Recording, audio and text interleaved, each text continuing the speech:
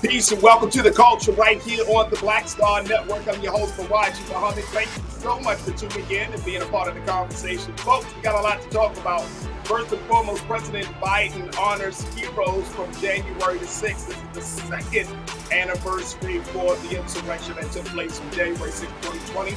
We'll share with you the big recipients of the president's medals and how he has showed respect, especially to some of those black heroes. We'll have that conversation. Also, could there possibly be a black GOP Speaker of the House? Well, as the Republican Party has ended their 12th round of voting, now there's a name of a black Florida lawmaker who might be a consideration for the post. What? We'll be checking in with Suzette Streets down in Florida to see what's the likelihood of this happening. And then we're also going to be checking in with Sinead Nwankwo to talk about this latest situation. Let me share this with you folks very quickly. If you're looking at the issue of, let me get this, check this out. Ron DeSantis has now reached out to colleges and universities down in Florida to try to possibly target those schools and those staff and personnel who might be teaching CRT. We'll have that conversation as well. So stay with us. There's a lot to get to. Today's edition of The Culture right here on the Black Star Network. Let's go.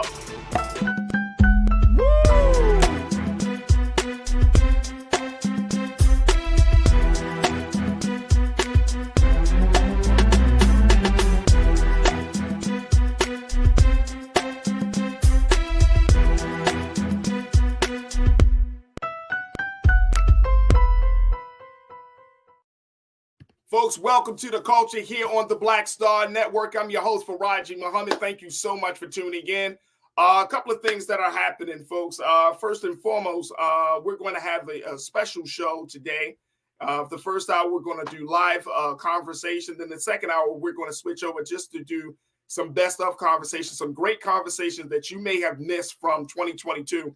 We'll be featuring that here on some of those discussions here on today's show. So definitely don't check out after the first hour, because you never know what we talked about. You may say, oh, you know what? I wasn't here for that conversation. So tune in for the second hour of the culture here on the Black Star Network. All right, folks, let's jump right in because we got a lot to cover. We're going to be joined in a few moments by our two culture crew members, Suzette Speaks, TV host and attorney out of the state of Florida, and my brother, Sinead Nwankwo, who is a diversity, equity, and inclusion specialist, to talk about some of the big topics. First and foremost, this is the second year of since January the 6th, 2020. Y'all remember this, and we've been talking about this the whole year, how there was a white group of Trump supporters who essentially stormed the Capitol and tried to stop the certification of the 2020 votes for the 2020 election.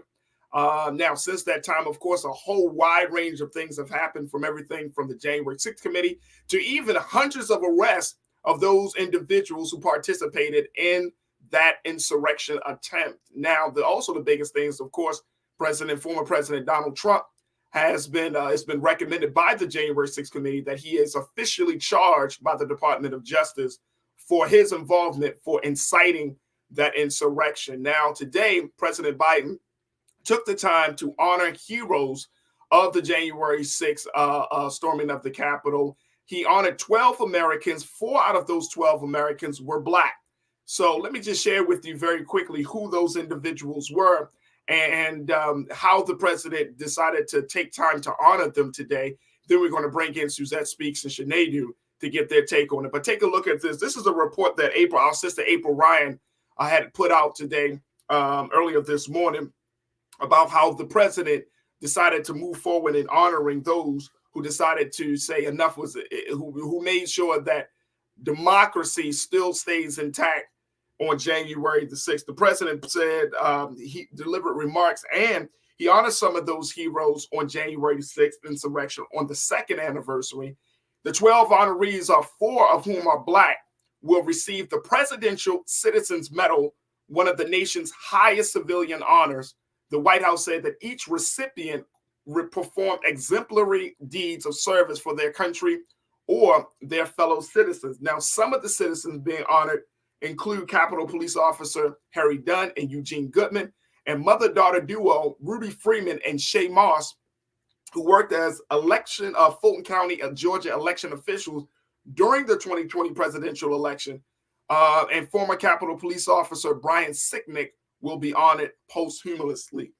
I want to bring in Suzette. I want to bring in Shanadu to talk about this. This is the second year, and I want to get their take on how the president is moving forward and honoring, especially those Black folks who said that they were going to do their part to uphold democracy. Suzette, Shanadu, good to have y'all here on Friday.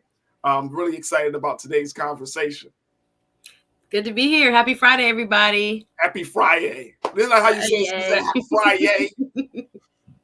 Absolutely. Got to bring some joy. I got to bring some joy in this world. Let's talk about this. First and foremost, the president decided to honor 4 out of 12 Americans, 4 Black Americans during today's ceremony, Suzette.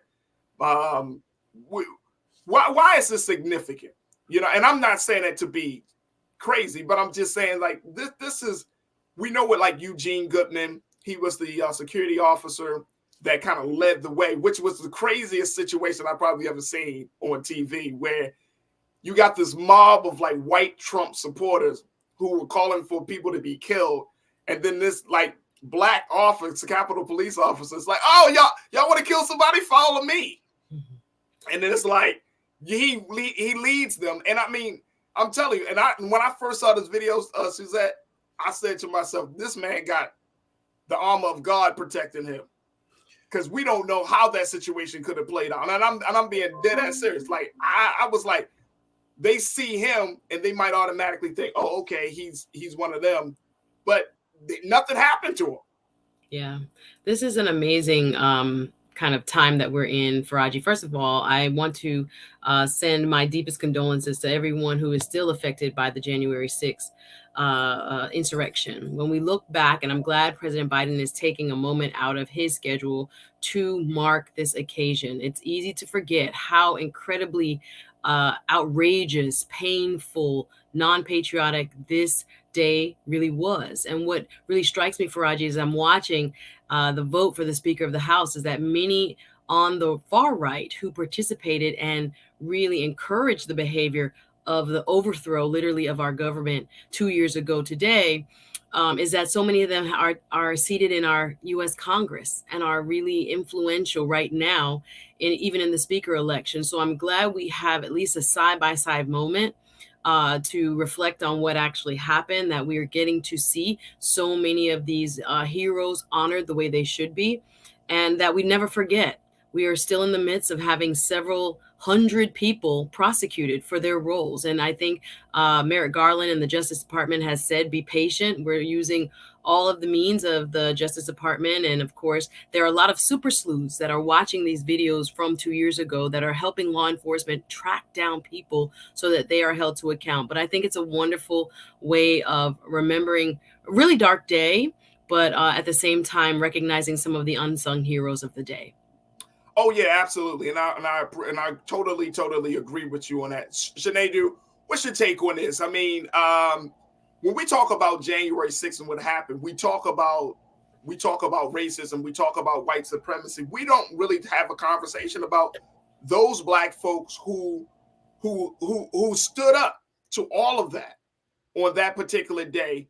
And then in the case of like the mother and daughter duo down in Georgia, how they, I remember hearing their testimony from the January 6th committee, where they said they experienced so much harassment, death threats. I mean, they were attacked because of simply doing their job. So, can you give us some context as to why this is an important day for Black America just as much as it is for the rest of America? Ooh, well, it's an important day. It's very funny. On my neck, I have I don't even know what to call this, an ID. I was just at the Whitley Plantation here in Louisiana. So it's which is another place where white people do crazy things. So it's a historical thing. But I'm going to leave that there. As it pertains to a good day in Black America, I would say so, because the Presidential Medal of Freedom, although it's an auspicious honor, I don't want us to get lost in the pomps and circumstance of giving those. Are you going to make sure that these folks have health care for the rest of their life, even if that they have mental health taken care of? I don't even know if these people will be able to go back to work. They won't. These people were attacked in their own country by their own countrymen. That could do a lot of psychological damage for these folks. And that's kind of where I'm at, right? This is a great thing to honor them. And America loves to honor people with these representations, these idols, these statues, these medals. But what does that do for these people in the fiduciary sense? Are they being well taken care of? And I think we get lost sometimes in the hoi polloi of the excitement of the honor. But that honor doesn't feed my family. That honor doesn't take care of the needs that I now have due to what happened on that very horrific day. So I think it's a kind of it's a mid-grade excitement, but what then? Do you give me this honor and now you feel like that is all that has to be done to represent what I and or those folks and their families, what they're going to go through forever? You know? No, and I think that brings up, a valid point around the situation, because it's like we do have a lot of conversation about, we do love the pomp and circumstance of things, but when it comes down to the substance, to the meat and potatoes, you're right. They should be taken care of. I mean, these were the ones that decided to put their lives on the line to do what we all have been encouraged to do, which is to fight for, quote unquote, our democracy. And so why shouldn't they be taken care of by the government? Why shouldn't they, receive some incentive or some level of benefit or even some level of protection because of their role in stopping, or at least, Suzette, quelling some of the issues, or quelling what could have been a much more fatal day. We can talk about the killing of Officer Sicknick, and we can certainly talk about the damage that were done to the other officers and who lived through that experience. But that was a really, really crazy day. I mean, I don't know what was more shocking to American history. I don't know whether it was 9/11. I was certainly around for that to see how that transpired, or this. And for me, it feels like January the 6th just carries a little bit more heavier. I don't know. Maybe it's heavy for 9/11 because you got 3,000 people that were killed in that situation, unfortunately. But I don't know. It's just when you think about those two attacks, it's mind blowing. And the craziest part about the January 6th piece is that it was done in-house. It was coordinated by a person who said that he is going to uphold the law, who sits in the seat of power by the former president. He was responsible for that. And it's just still hard to kind of wrap your minds around. Yeah, I think if I may jump in, Farajii, I look back at some of the film, and I just remember watching this unfold live. I don't know if you guys were watching TV when this happened, and how shocking it was in the moment. I know sometimes when time passes, we tend to kind of, it lessens the blow. But this was, in fact, a coup. We talk about coups in terms of other countries around the world, but we never expected in the United States, our very own citizenry, led by allegedly our former president, to be involved in a coup to try to stop the transfer of power as it occurs on January 6th. And again, many of those who may have played whatever type of role in this coup are sitting in the United States Congress right now, voting on the Speaker of the House. So we are still grieving. I want to say that I'm glad President Biden is doing this, because we have to define what patriot means. So many of those who overran the Capitol, brutally attacking law enforcement, trying to bulldoze their way into Nancy Pelosi's office, calling for the hanging of Mike Pence, darn near got on that same U.S. House congressional floor as they were coming through with God knows what weaponry. We have to remember how sick it was and how distorted it was in terms of what is really patriotism. So I'm glad President Biden is taking a moment to say, here are the real patriots.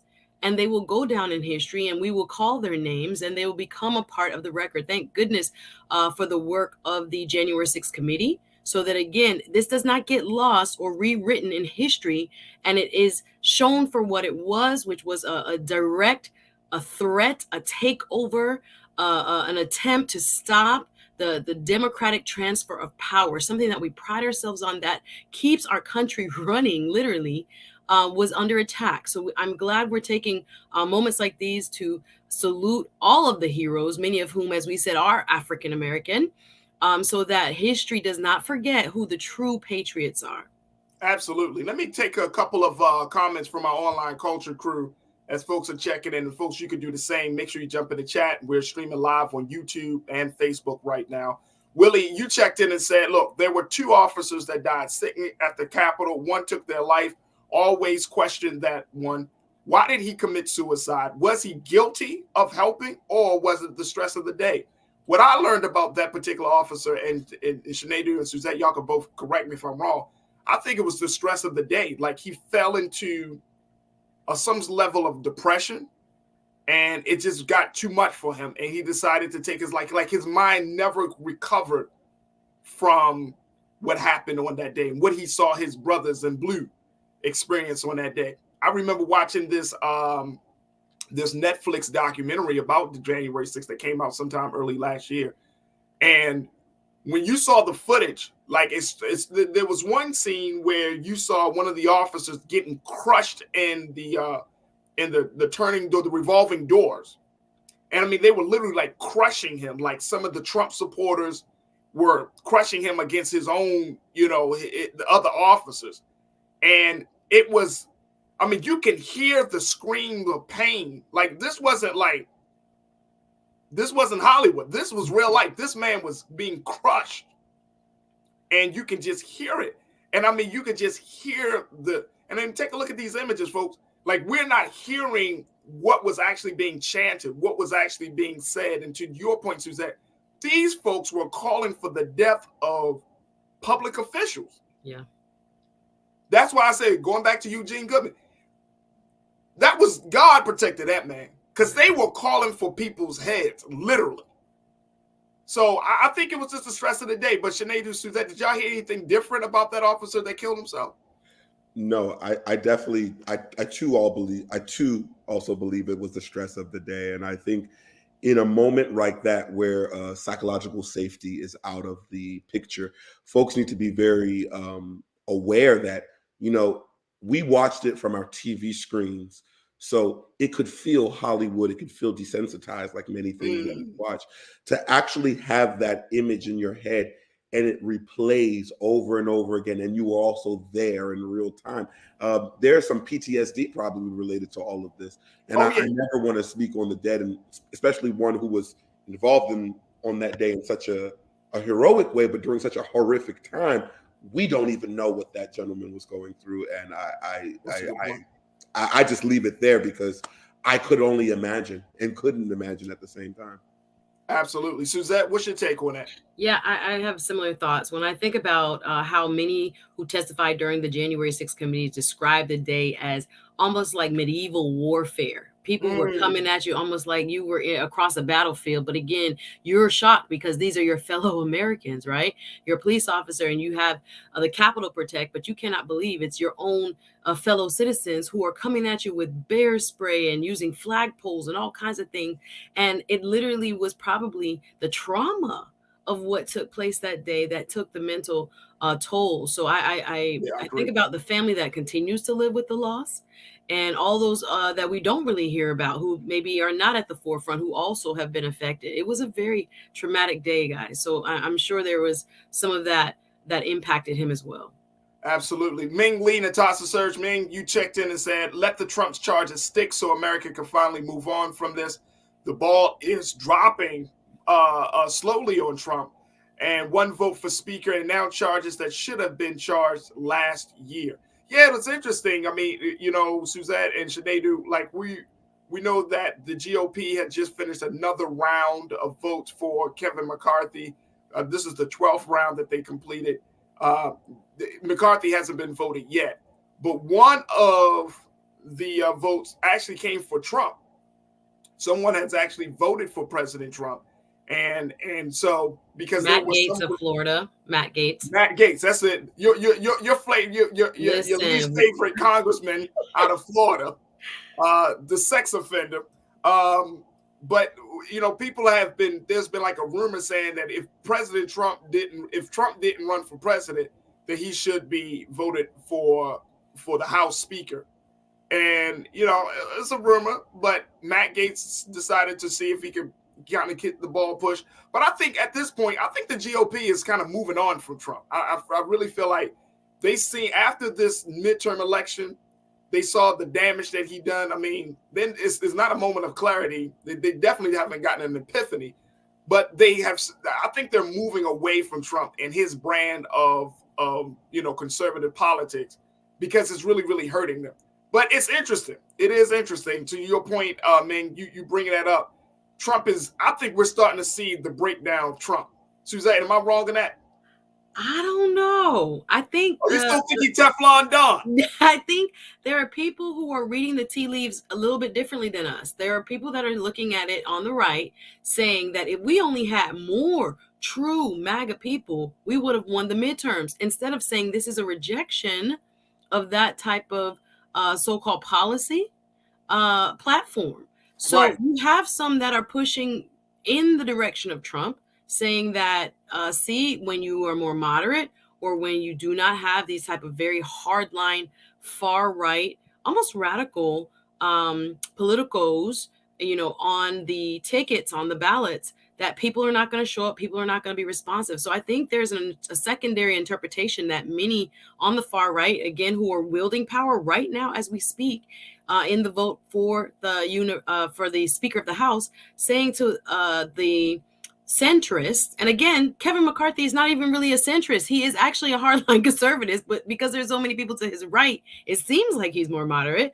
But yeah, they're saying to them, no, more of Trump would actually help our party become more energized and hopefully win in 2024. So I think there are those who disagree with that, but the loudest of the Republican Party right now seem to still be on his bandwagon, in my opinion. Oh, yeah. Sinead Corinna checked in and said, look, I wish the president of the United States had the skill of tying it all together. Damn. She said this real-time civics lessons demonstrates the GOP's lack of capacity to govern effectively and is a magnifying glass to their agenda. What's your take on that, Sinead? I'm trying to take it. I'm trying to take that. That was a. that was. Look, man. It is from Corinna, so I'm not expecting nothing less. Corinna always got to drop something heavy. Listen, I think we all have to be very, very careful. I think, as I've said before, I think the GOP is not done with Trump. No, they're done with Donald Trump, but they're not done with Trump-isms. I mean, look at the surrogates that he still has in there that are spewing the rhetoric.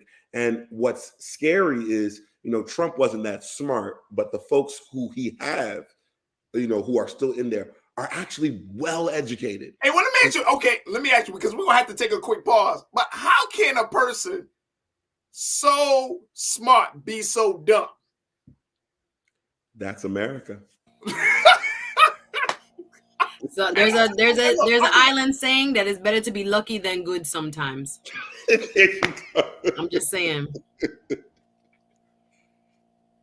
Okay. Okay. I got some other thoughts, but this is a family. No, we got to break. We got to take a pause. But I always wonder that. How can you be so smart yet so dumb? You got all these degrees, you got law degrees, business degrees, and you follow a man who hasn't even really shown that he's qualified to be in a position. How can you be so smart yet so dumb? Look, we got to take a quick pause. Let me just do this. Let's shift gears. Let's talk about the Speaker of the House situation. Let's talk about that. Let's talk about the fact that you got a black a Republican who is being eyed for the position. Can we talk about that? And they're coming out the state of Florida. So I know Suzette is happy. We're going to have that conversation up next. Stay with us. It's The Culture here on the Black Star Network.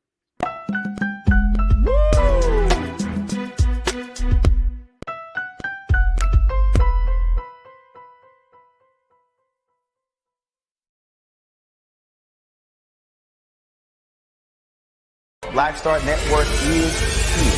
Oh, no punch! I'm real revolutionary right now. Thank you for being the voice of Black America. All momentum we have now, we have to keep this going. The video looks phenomenal. See, this difference between Black Star Network and black-owned media and something like CNN. You can't be black-owned media and be scared. It's time to be smart. Bring your eyeballs home. You dig? When you talk about blackness and what happens in black culture, we're about covering these things that matter to us, speaking to our issues and concerns. This is a genuine people-powered movement. There's a lot of stuff that we're not getting. You get it, and you spread the word. We wish to plead our own cause. Too long have others spoken for us. We cannot tell our own story if we can't pay for it. This is about covering us. Invest in black-owned media. Your dollars matter. We don't have to keep asking them to cover our stuff. So please support us in what we do, folks. We want to hit 2,000 people, $50 this month, raise $100,000. We're behind 100,000, so we want to hit that. Y'all money makes this possible. Checks and money orders go to P.O. Box 57196, Washington, D.C. 20037-0196. The Cash App is $RM Unfiltered. PayPal is R Martin Unfiltered. Venmo is RM Unfiltered. Zelle is Roland at RolandSMartin.com.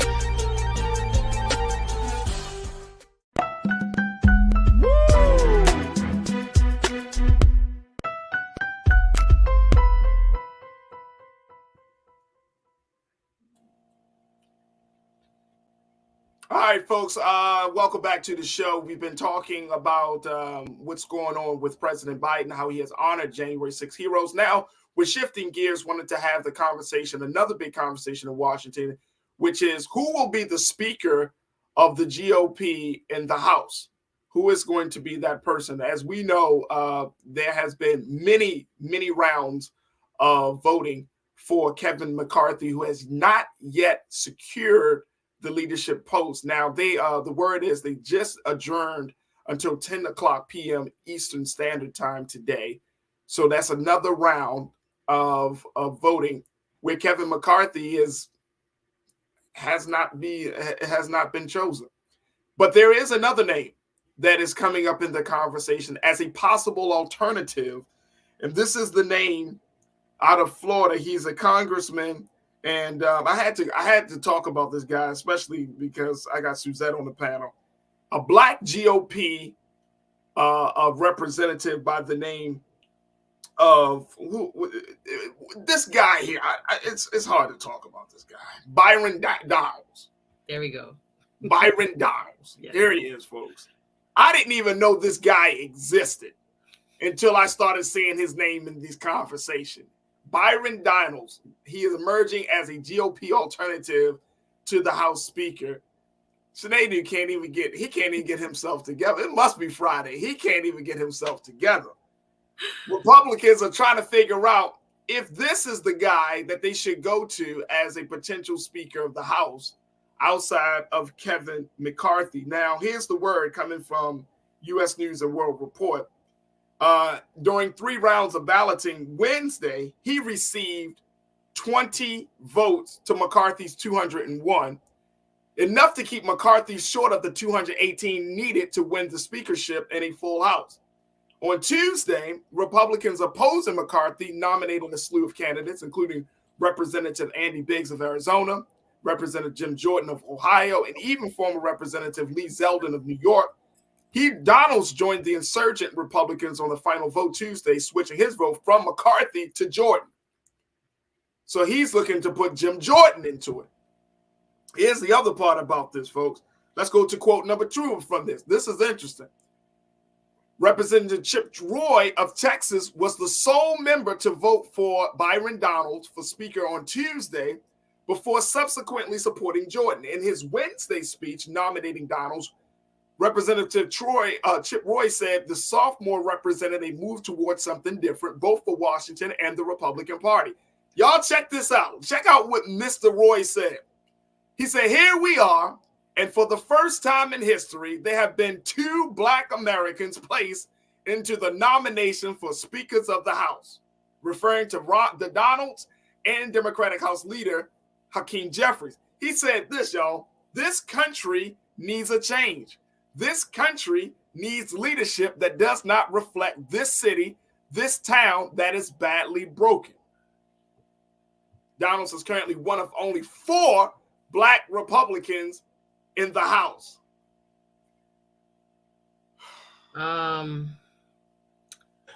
We didn't mention Frederick Douglass, did they? Did they bring up Frederick Douglass? And Abraham Lincoln being Republican, did they bring that up? Did they? Because okay, all right. I can't wait to hear from Sinead, but I needed to start this off with Suzette because she's down in Florida. Good old Florida. You know you have to be in Byron Donald, excuse me. Like now, based on the notes, based on what I've learned about this gentleman, Mr. Donalds, he's 44. He was elected to his second term in November. Yeah. He represents Florida's 19th district in the state's southwest region. He won a 9-way GOP primary and defeated his Democratic opponent to succeed, retiring Republican Representative Francis Rooney. He's actually from Brooklyn. Yeah, born in Brooklyn. Down here, yep. He came down there for school, right? Yeah, went to FAMU, but graduated from FSU. Yeah, he's an interesting figure, and again, has never been in leadership. He has run in the U.S. House for leadership posts, was not elected there, so I'm not sure why all of a sudden the interest or the vote of confidence. Again, I love to see a brother rise through the ranks, but I do think this was an interesting nomination that tried to play up a racial component. That, you know, Hakeem Jeffries was the first Black person to be nominated as Speaker, African-American man, also out of New York and Brooklyn. And I think the Republicans have been kind of trying to utilize Mr. Donalds in a way that is probably not beneficial, or is not as beneficial as they think. In terms of optics, they are hoping that it plays up, I guess, in the court of public opinion to the American people that, oh, they have Black people too.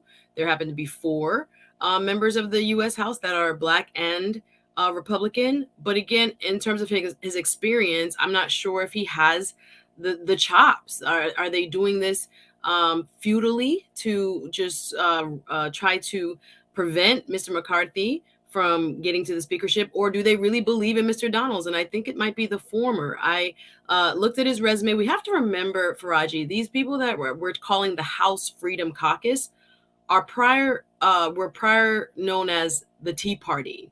So we have kind of lost that branding. It sounds a lot better, a little bit more patriotic again.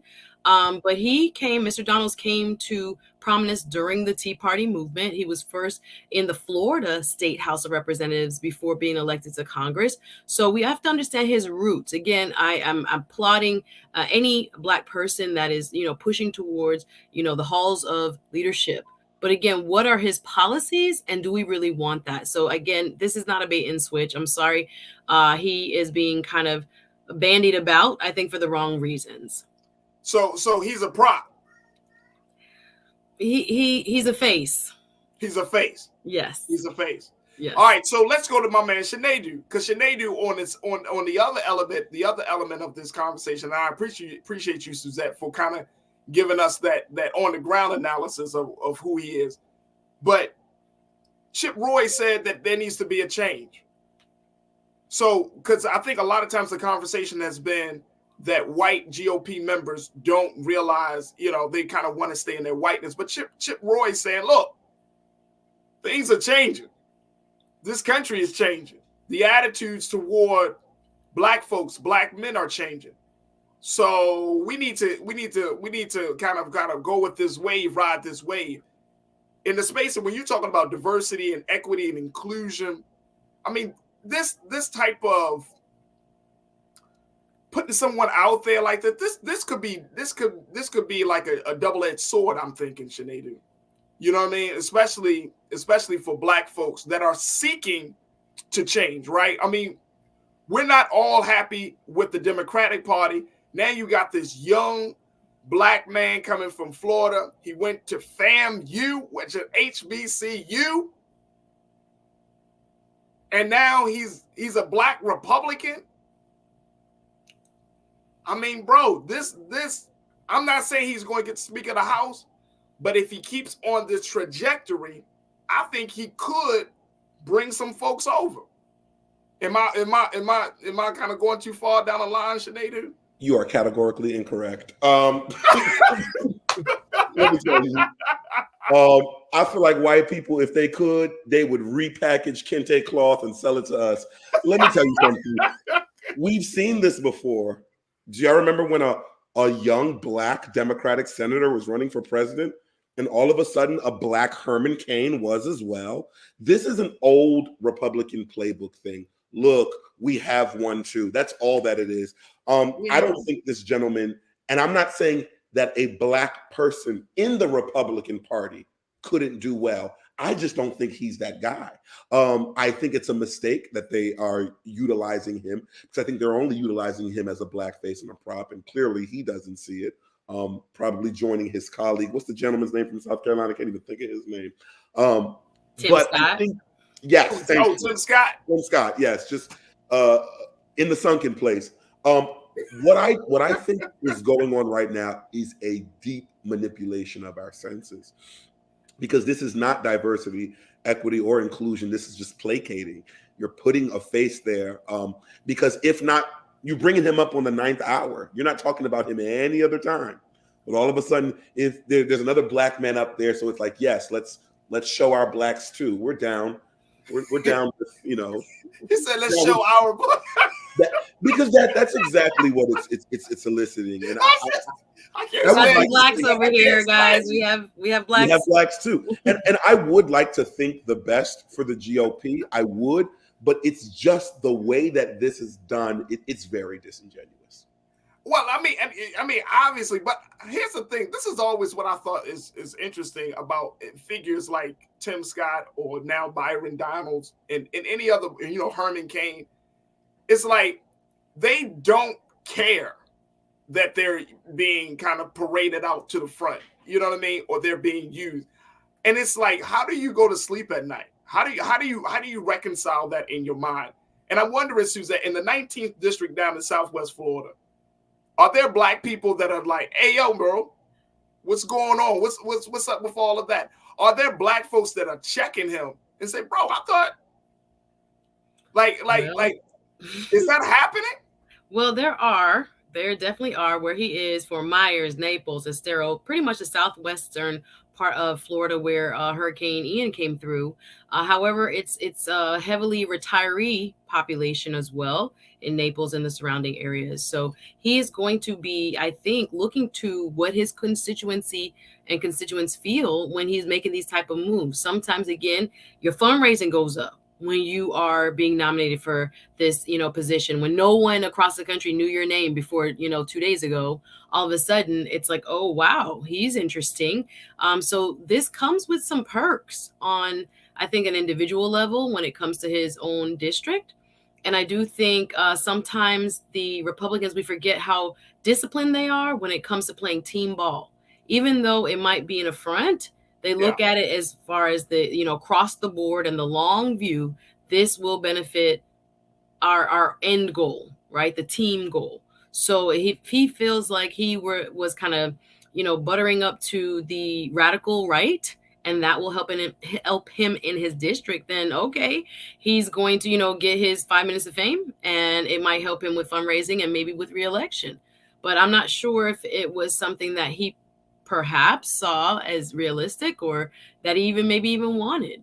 But I think there are times where, unfortunately, you're put in a position because of your party to, stand up and be utilized in this way, whether you like to or not.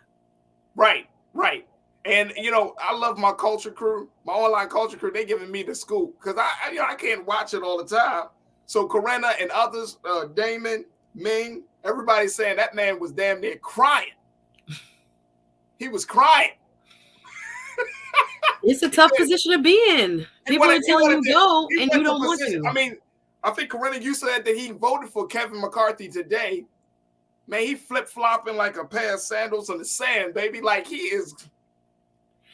Well, they converted him. It's a 13th vote. We are now seeing the end of the 13th vote for Speaker of the House. Again, hasn't been seen in over 100 years, especially this many rounds. Actually, it dates back to more like the Civil War era, when it took this many times to come to a consensus. When you are running stuff, I just want people to realize how much of a harbinger this is to what it's going to be like for the next 2 years, where the GOP is being held hostage by a far-right small contingent, only about 20 members in a House of 435, so that they're getting rule changes, all kinds of concessions up front that allows them more power to me than what the Speaker will have if Mr. McCarthy is ever elected.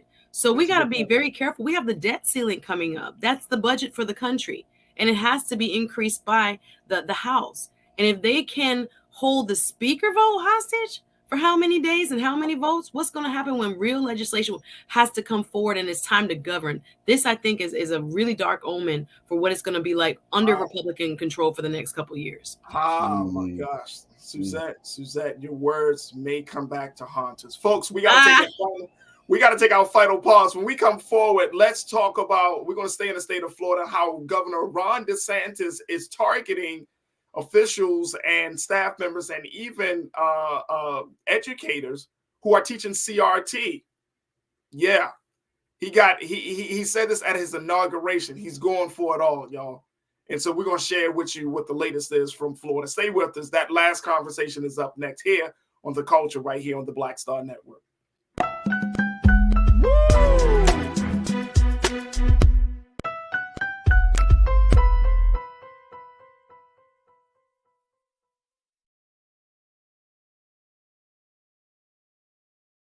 I'm Deborah Owens, America's Wealth Coach, and my new show, Get Wealthy, focuses on the things that your financial advisor and bank isn't telling you, but you absolutely need to know.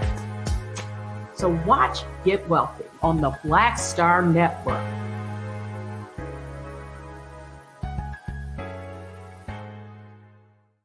Black Star Network is here. I'm real revolutionary right now. Thank you for being the voice of Black America. All momentum we have now, we have to keep this going. The video looks phenomenal. See, there's a difference between Black Star Network and black-owned media and something like CNN. You can't be black-owned media and be scared. It's time to be smart. Bring your eyeballs home. You dig?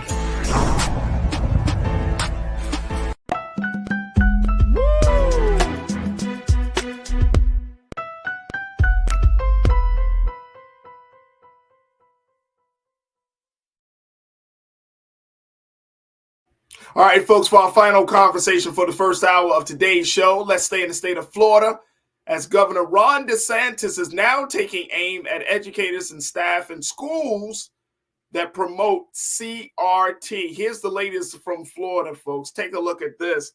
He wants colleges around the state to produce a detailed list of all personnel, programs, campus activities, and funds associated with critical race theory and diversity initiatives. According to Mr. DeSantis, he said, we must ensure that our institutions of higher learning are focused on academic excellence and the pursuit of truth, not the imposition of trendy ideology. He said this at his second inauguration that happened earlier this week. Now, according to a December 28, 2022 memo written by the governor's budget director, Chris Spencer, and forwarded to the Chancellor Ray Rodriguez of the State University System of Florida and Education Committee, Manny Diaz, he says the governor's office needs the information for budget planning. It also references, take a look, it also references the governor's controversial Stop Woke Act. Universities that disobey the law's prohibition against teaching that someone is inherently racist, sexist, or oppressive because of their gender or ethnicity, whether knowingly or unintentionally, risk losing state support. Let's bring back Sinead. Let's bring back Suzette. Sinead, what is this? So the governor gets inaugurated, and then at his inauguration say, hey, everybody, hey, he clicks the glass. Hey, everybody, ding, ding, ding, ding, ding. I just got an announcement. Anybody that's teaching about the truth about white people and the history of this country, I'm coming for your ass. Hey, y'all can go back to dinner now. Thank you for voting for me. Farajii, can I provide a little bit of context here? No, we don't need no context. I just have to, because what is very interesting is about how the Florida legislature and our Constitution works here, right? So the only thing that's required of the Florida House and the Florida Senate is that they pass a budget every year. And one of the most powerful tools that a governor has and that Ron DeSantis has is what is called the line item veto, which is once this budget is passed, it goes to the governor's desk and he and his staff comb through that budget line by line. So what he has done here is done an all call. Let me find out about all these programs that we are funding with state dollars. And if it comes up in the budget this coming spring, I'll be able to identify them rather quickly and strike through each of those programs that I think should not be included in this budget. So this is a very dangerous mechanism he's using on top of what he already has with the power that the state has enforced with the Stop Woke Act. I'm glad you brought that up. And I'm glad that you used that term dangerous, because this is political retribution at its best, right? Where we're seeing a high-powered, a very powerful state leader deciding to use his bully pulpit to go against something that he personally thinks is wrong. Not that's quote unquote may not be in the best interest of the people, but he personally has an issue with. And Shanadu, I want you to give us some context. If the governor is moving unilaterally in this direction, what does the conversation around diversity and equity and inclusion look like, especially in these institutions that are already being scrutinized because of either their involvement in the transatlantic slave trade or their hiring practices or their enrollment practices? This puts those institutions, those personnel, those programs in a very, very tight spot. I think our president needs to get the South under control, because they're showing very much secessionist vibes yet again. It's very, again, like I said, I was just at the Whitley plantation here in Louisiana. It's very scary on what I'm seeing, because when you're denying the history of something existing, especially in this day, we live in the day of algorithms and Google, where what shows up first is the truth. And when we try to diminish facts and information of what has happened, not only does it take away from your diversity, it leaves room for inclusion, where now inclusion becomes an option rather than something that is needed. I think what Ron DeSantis is doing, and he's not alone, is very dangerous, because if at all he is successful, Greg Abbott, the Kemp will all be behind them in their states doing the same thing. And that's crazy. And I think there should not be, the issue that I have with what he is doing and what the Republicans are doing is that they're weaponizing a good thing, like the word book or whatever.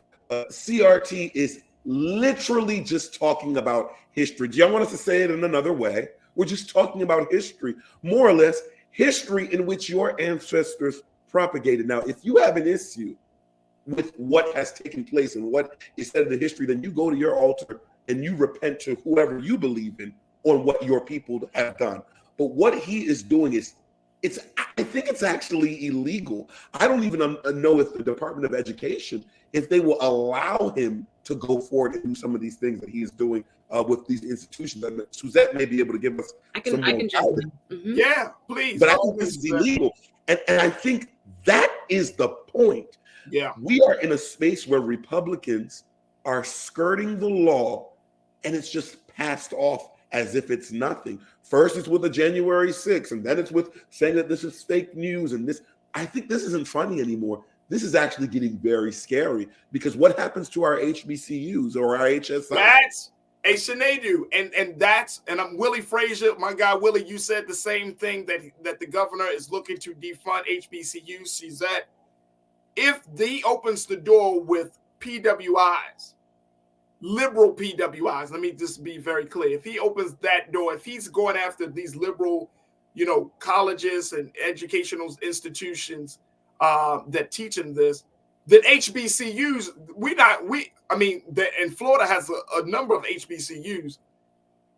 We might be seeing some HBCUs possibly being shut down as a result of this. Am I jumping too far ahead? No, you're not. No, you're not. There are so many parts of this that are moving, again, since just 2021, spring of 2021, when Ron DeSantis went ahead and signed this legislation. Remember, woke is an acronym. It says wrong to our kids and employees. So within the language of this law, it prevents, I'm just going to read it so people have a clear understanding, inherently racist, sexist, or oppressive, whether consciously or unconsciously, thoughts about race, gender, or national origin, or that a person prevents you from teaching that a person bears personal responsibility for or must feel guilt or anguish or any other form of psychological distress over actions committed in the past by members of the same race, gender, and national origin. So when we think about this, we just had November of 2022, an injunction by the Northern District of Florida. The chief judge up there, Mr. Mark Walker, just entered an injunction, a temporary stay against the Stop Woke Act, right? So right now it's being appealed by Governor DeSantis and his folks. But in the meantime, he's using this mechanism, the line item veto, the funding, cut off the funding, as a way of still implementing that same agenda. And if we've already had such a cooling effect across, I'm talking about from elementary schools to middle schools. I was just researching about what is happening on college campuses at UCF alone. Right after this was passed last July, they removed all mention of anything anti-racist that was put into mission statements of departments that were added in 2020 after the George Floyd uprising. Now it's being tied to tenure, in tenure contracts, not being in any type of default of this type of a law for you to even get tenure. There are classes at UCF, University of Central Florida, that were canceled this fall that have to do with race and gender because professors were afraid to teach them. I had just heard about this morning, a lawsuit that was being filed in Palm Beach by a father who says his teacher of his, I think it was an elementary school child, had an LGBTQ flag, a pride flag in the classroom, and how that infringed upon his religious right and also the law according to the Stop Woke Act. So Ron DeSantis has made it very clear what his end game is, and he's used the Florida legislature that is predominantly Republican skillfully, but hopefully we can get some reprieve vis-a-vis this injunction that was filed back in November. Again, it will be appealed, but again, it's very interesting. Read the Time magazine article about this injunction. So hopefully we'll see what the appellate court says about the maybe illegality of Stop Woke in terms of the First Amendment it infringes upon, the 14th Amendment it infringes upon when it comes to your freedom to deliver educational references that are accurate and true. So we'll see how it becomes, contested in the future. But it's a very serious problem here, and it's serving as a blueprint for others.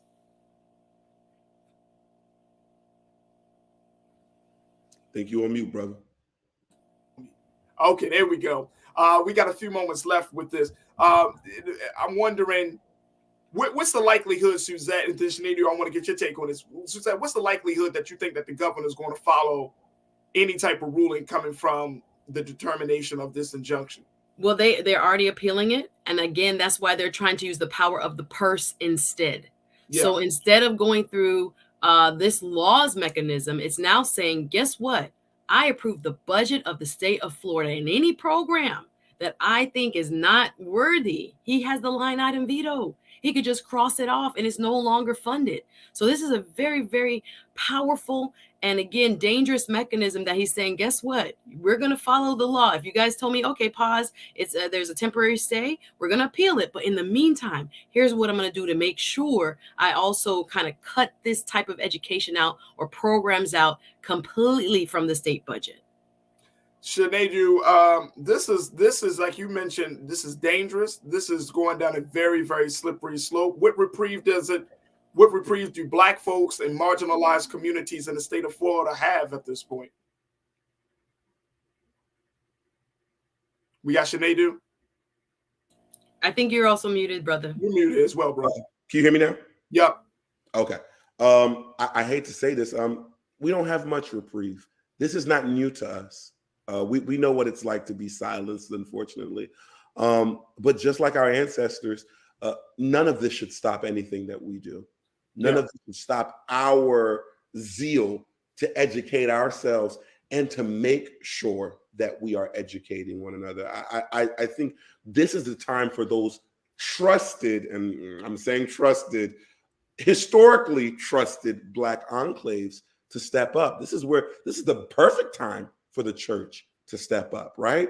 Because where we are right now is very dangerous. It's the seizing of information, the absolute abdication of reality, of truth, and using federal dollars or state dollars to make sense of that. And that's not new. We've seen that before through many governmental policies.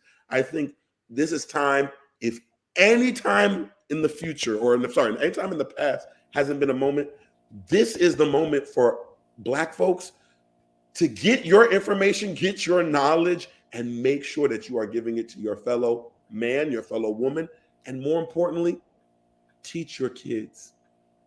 Let's stop saying they're too young. It's time for us to tell our kids, because that is part of the problem where a lot of our young folks aren't getting this information from their families, because it's like, oh yeah, they're too young to understand. We are under attack. Yeah, it is. Truth is under attack. History is under attack. Absolutely. And if we are not arming ourselves with knowledge, we will fall foe to this prey. Absolutely. Very quickly, I want to get a couple of comments in. Karen, you checked in. Karen, my sister, you said this is a hateful, hurtful, and harmful. Denying the truth about the history of racism doesn't change the fact that it happened, and will encourage a new generation of racists with false ideology. Absolutely. Absolutely. And then Shalinda, you said, and thank you, Karen. Shalinda, you checked in and said, look, this is not only dangerous, we are living in perilous times. Scary. We must protect our own in the state of Florida. Absolutely. So we will certainly keep our eyes on this situation. But Ron DeSantis has already started off his second term on a very, very dangerous path. And folks, if you're down in Florida, that means you got to get involved. You can't just wait until election time. You got to get involved right now. I want to thank our two dynamic culture crew members, Suzette Speaks and Sinead Wakofor. Suzette, y'all make sure y'all check her out on her show that streams on YouTube. She puts out great content, and I just love and appreciate what she brings here to the culture. So Suzette, thank you again for taking time out on a Friday to be with us this afternoon to talk about these issues. And my brother Sinead, thank you so much, bro. I always appreciate your insight and what you bring, man. Y'all two are dynamic, man. I might have to pay y'all up more often. Listen, I love being on with y'all up more often, man. I do too. This is enjoyable. Thank you both very much. Great. Absolutely. All right, folks, that's going to do it for me. Make sure that y'all continue to show support for the work we're doing here at Black Star Network. Y'all can go to our website today at blackstarnetwork.com and do the great work there. Make sure you also follow us on our social media at Black Star Network on IG and on Twitter as well. And follow me, Farajii Muhammad. You can find me at The Real Farajii on IG, and you can also follow me on Twitter at Farajii. Stay tuned for the second hour of the show. We got some best of conversations that you may not have seen over this past year, conversations that you missed, but conversations that are powerful without a shadow of doubt. So stay tuned for that. I appreciate you for tuning in this Friday, and God willing, we'll have a full show on Monday next week. So thank you so much for tuning in for the first hour of the culture here on the Black Star Network. Folks, Black Star Network is here. Oh, no punches! I'm real revolutionary right now. Support this man, Black Media. He makes sure that our stories are told. Thank you for being the voice of Black America, Roland. Stay black. I love y'all. All momentum we have now, we have to keep this going. The video looks phenomenal. See, this difference between Black Star Network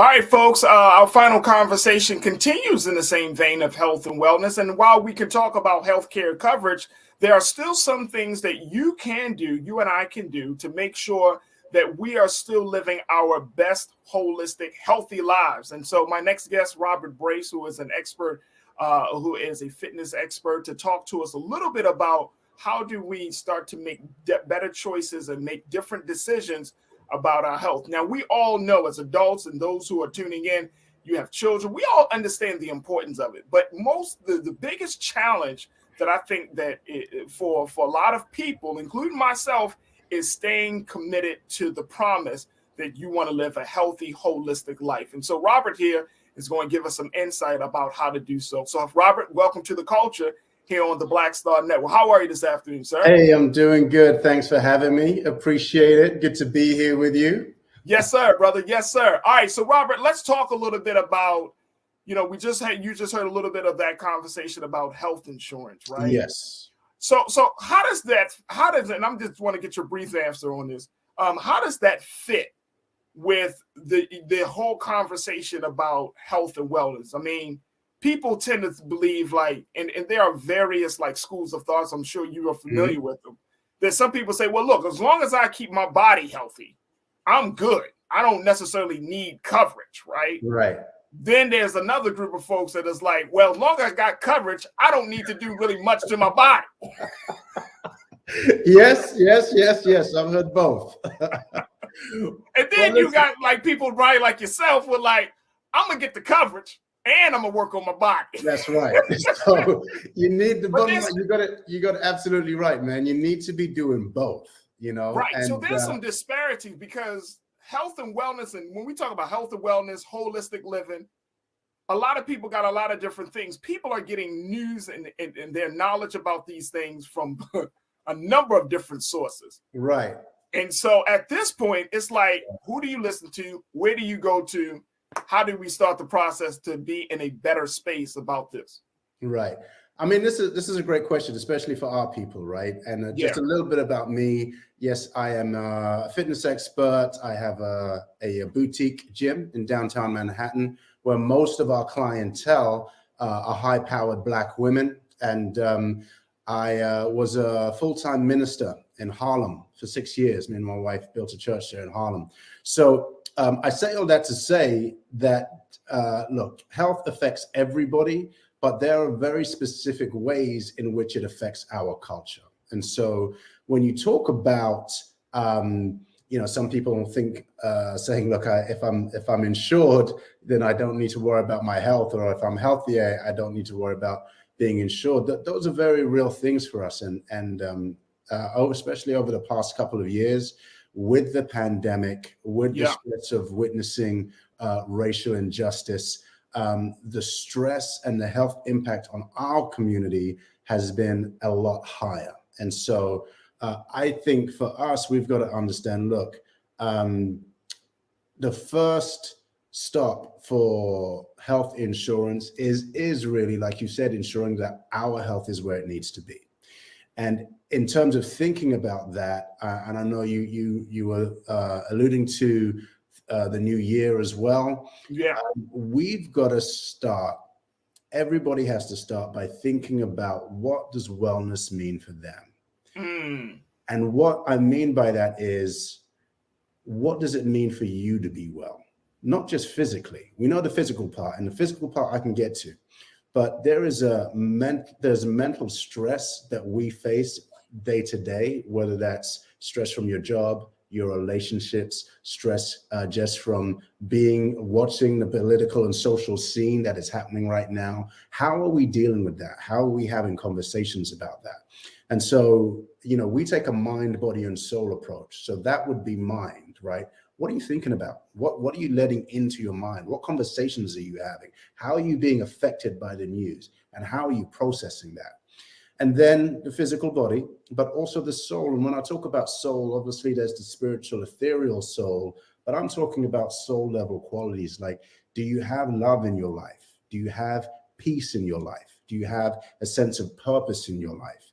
And having those as well, there is science that has proven that if you have a purpose, if you have a community around you, if you have a sense of peace, that can stave off many different illnesses and even medical conditions. So you've got to have a balance of all three.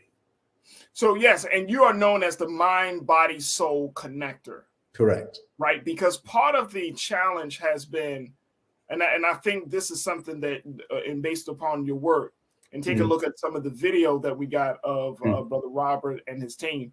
But part of that is we have often like disconnected those three parts of ourselves to three different things, and it's just been recently has the connection or connecting the dots between you can have a great body, but you could be soulfully deficient.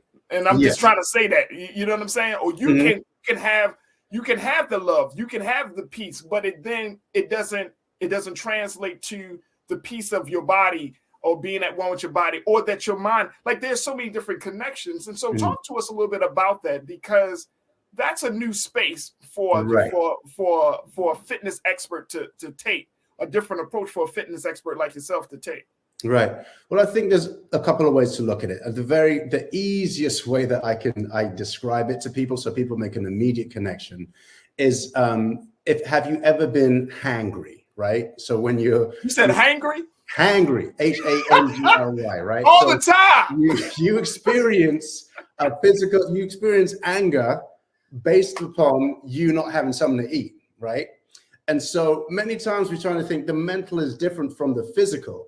But the fact that you not having food, something physical, is causing a mental reaction, you're angry, shows you that there's a mind-body connection, right? There's a reason why soul food is called soul food, because it's not just about the taste in your mouth. It's about what it does to you internally, the memories you have, the connections you have. If you want to go even deeper, you look at our history with food, right? So when it comes to the mind, body, and soul connection, we've got to understand, and again, going back, another easy way to describe it is going back to stress. If you are stressed, and when we talk about stress is any unresolved negative emotion, right? So if you have an issue in your marriage that's not resolved, that's stress. If you have a financial issue that is unresolved, you're thinking about it day to day. Might not be the biggest thing, but it's in the back of your mind, running. That's stress, right? If on your job, there's that boss or there's that coworker who's always, nagging you, all of that's called chronic stress. It's the day-to-day stress that is in your life, right? And Brother Robert, how do you carry that? I want us to kind of emphasize that, right? Because many of us may wake up feeling anxious, nervous. Many of us may wake up feeling angry. Many of us may wake up feeling tired. Right. We wake up feeling fatigued, right? So are these signs of that chronic stress? I think your question is excellent, because it's right along the lines of how I make that connection, right? Because those things we've talked about are chronic stress. Now, how does that affect us in our bodies? Because sometimes we can think, suck it up, move on. This is life. Life is tough. Come on, man. Right? We black people, man. Right, Come exactly. On, we've been through tougher things than this, right? So what am I crying for? Right. Here's the thing. When you're stressed, right, the body takes away blood from your gut, because you're in the fight or flight response, right? So when you're stressed, back in the day, if you had to run away, and our ancestors had to run away from a bear or something like that in the woods, the body would flush your blood with sugar and energy so you could fight or you could run, right? Now, when the danger is gone, your body comes back to normal. But now we're not running away from lions or bears. The body responds the same way when we are stressed about our relationships, our finances, or whatever. So to your question, what happens then is the body will increase cortisol, right? Cortisol is part of the stress response, releases more sugar into your blood, except you don't have to use that sugar because you're not fighting or running away. That sugar stays inside your body. It can cause inflammation. It can cause early onset Alzheimer's. It can cause heart disease, right? That's just from stress. When we're stressed, the body takes blood away from the stomach and puts it in your extremities because you're supposed to fight or run away. So it's taking blood from your internal organs and putting it into your muscles. That's when we start to get stomach issues, irritable bowel, because there's less blood going to our digestive system, right? When the body is brilliant because it's like, again, trying to give you the energy to fight or flight, right? So fight or flight means you probably shouldn't be sleeping right now if you have to fight a lion or a bear. So your sleep patterns get affected. Your reproductive health gets affected.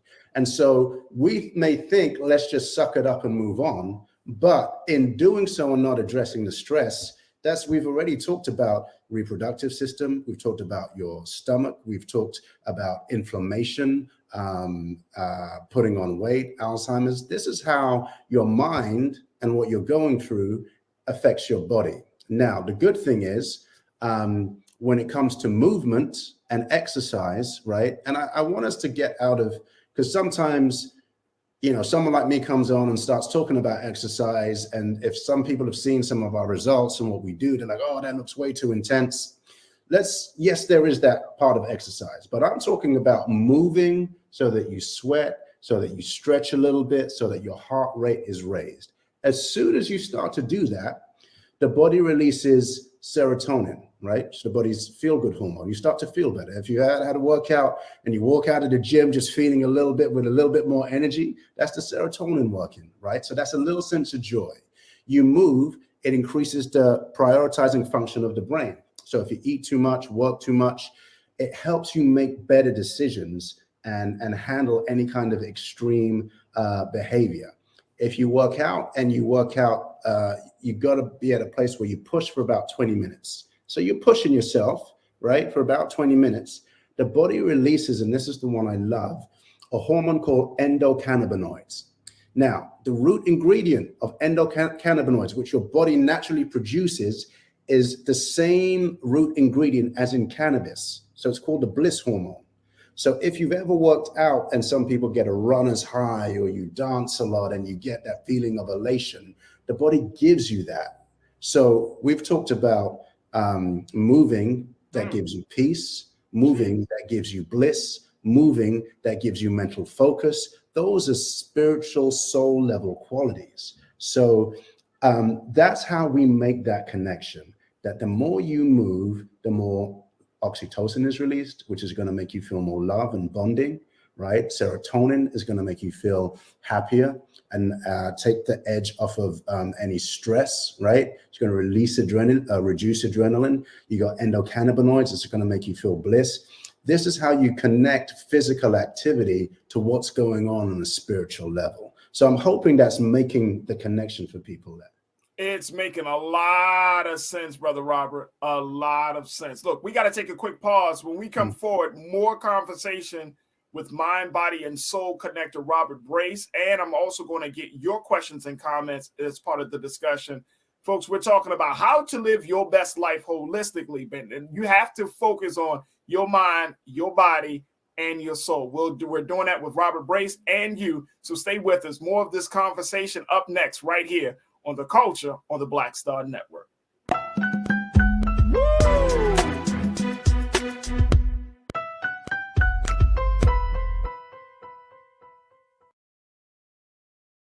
Hi, I'm Dr. Jackie Hood Martin, and I have a question for you. Ever feel as if your life is teetering and the weight and pressure of the world is consistently on your shoulders? Well, let me tell you, living a balanced life isn't easy. Join me each Tuesday on Black Star Network for A Balanced Life with Dr. Jackie. We'll laugh together, cry together, pull ourselves together, and cheer each other on. So join me for new shows each Tuesday on Black Star Network, A Balanced Life with Dr. Jackie.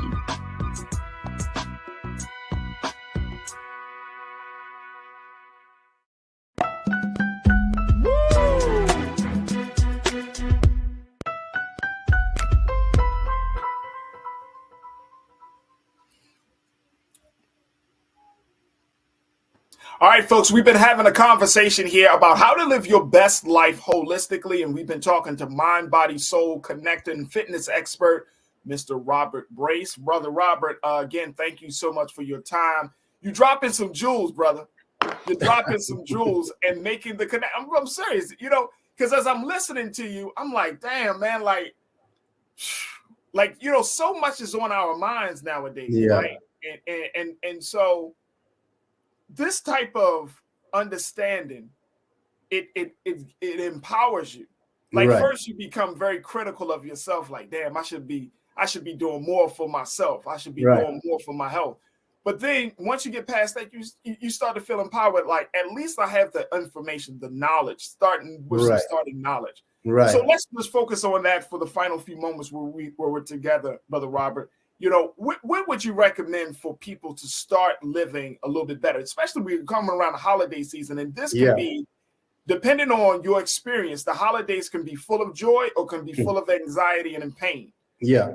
So how do we start to implement some of these ideas? Okay, I think because we've got a little bit of time, I want to give your audience the best possible nugget that they can take away. Please, especially brother. Because you just hit on something that happens a lot. We hear this information and we can kind of, like you said, get down on ourselves, critical. I should have been doing this. Why haven't I done it up until now?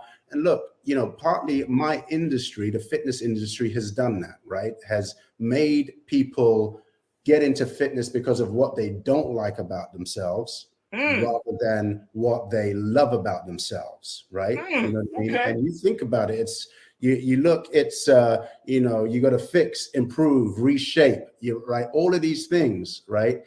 Anti-wrinkle, anti-cellulite, anti-aging, basically anti-you, right? But what we've got to do is connect. Look, we've got to connect with the fact that we were made from divine love to be divinely loved and to give divine love, right? And every single person here, if every single person connects with the reason why, if you connect with your own reason why, then it's going to make the action much easier, right? Don't take somebody else's reason why. Don't take the fitness's reason why with the images on magazines that look nothing like you, right? You got to figure out your own reason. And this is what I mean. In every single one of your viewers right now, there is a sense of goodness. They have been somewhere, done something, helped somebody, right? And there are people who are grateful for them just because of who they are.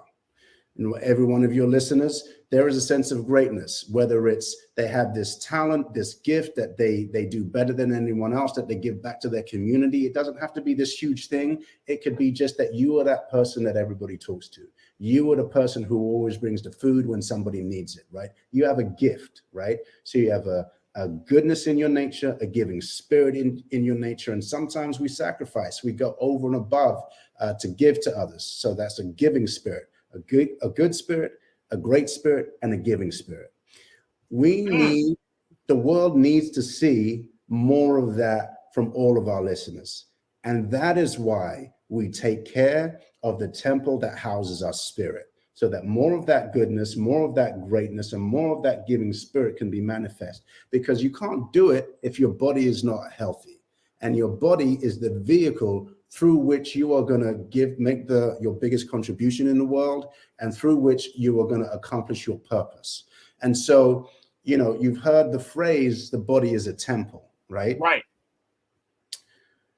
When you think about a temple, when the ancients built a temple, they built it, and whatever religious background you're from, they built the temple to express the greatness of the divinity that lived inside it, right?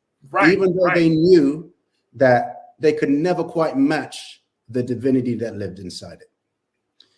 Every single person has a divinity. That word in the Hebrew is kavod. We all have a kavod, a weight of our worth, right? A weight of who we are as a human being, right? And so our job is to take care of the temple that houses that spirit, right?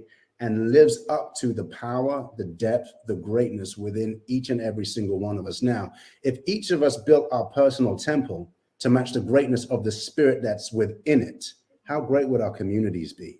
Come on, brother. How healthy would our communities be? Would we need a New Year's resolution? No, we wouldn't, because we would already know within our spirit it's worth getting the extra rest, eating a healthy meal, going for a walk, taking a workout, because we're not working out to meet some image in some magazine that's been photoshopped by somebody who doesn't look like us. We're moving to match the divinity of the spirit within us. And that is how you have a personal revolution and a cultural revolution within our communities. Hey, Brother Robert, Yep. That's a whole different motivation, brother. That's it. That's a whole different motivation. It's not to be, some people get motivated because of social media. Some people get motivated because they want to attract the opposite sex, right? Mm-hmm. Some people get motivated for personal reasons, but it is a whole different motivation when you say, how do I match my physical body to the divine spirit that's within me? Correct. How do I reflect that? If this body is my temple, which it is, mm-hmm. and I look at fitness as the pathway to bring me into a level of consistency, a personal consistency with the spirit that I have. So my love for the creator, my love for the prophets and messengers, my love for the word, my love for the spirit. All of that needs to match the temple that all of that is housed. Come on, brother. Come on, man. You're taking me to church and to the gym at the same time, Brad. That's what this is about. You know what I'm saying? We can't.